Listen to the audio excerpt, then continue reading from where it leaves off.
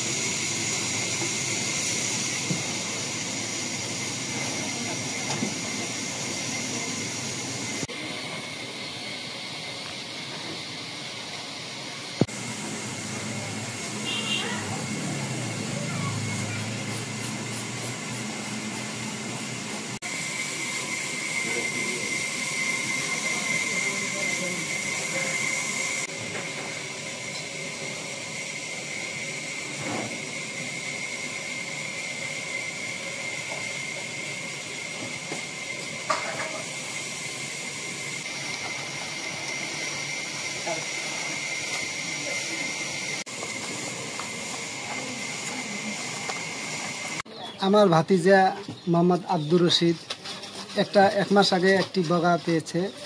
তা এক মাস আগে একটি বগা পেয়েছে।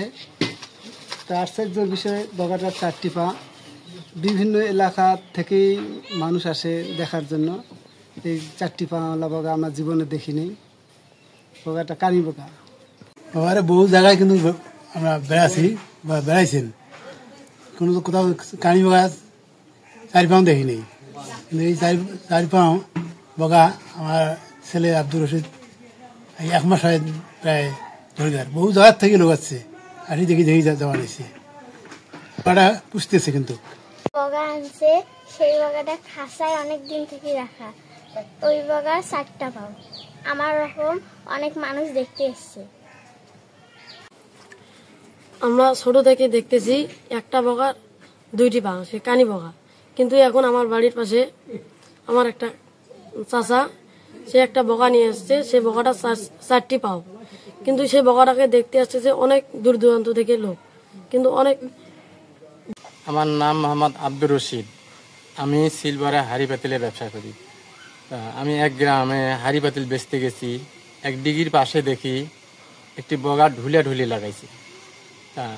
তখন আমি দোকানটা রাখিয়ে ওই বগাটাকে দেখতে গেলাম।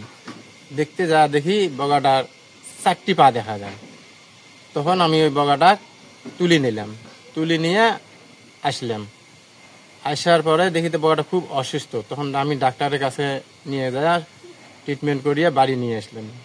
আসার পরে ও মাছ টাছ খিলাইলাম, টেলিয়ে এখন দেখা যায় এই বগাটে যে 4টি পা, এই কথা সারা বাড়ি ছড়িয়ে গেছে। ছড়িয়ে যাওয়ার পর অনেক দূর দূরান্ত থেকে লোক আসে দেখে, ছবি করে, এবং এর কথা থেকে ওর কথা যায়, ওর কথা থেকে এইরকম করে প্রতিদিন মানে 5-7 জন 10 জন আসি থাকে দেখে যায়। আমার পাখির প্রতি খুব ভালোবাসা, আমি পাখিকে খুব ভালোবাসি। তা পাখিটা আমি 1 মাস থেকে এই খাঁচার মধ্যে পুষতেছি, বা যেদিন আমি মাছ মানে কিনতে পারি সেদিন কিনি খোয়াই, যেদিন কিনতে না পারি সেদিন জাল আছে আমার, এই জাল দিয়ে মাছ ধরি আনি খোয়াই।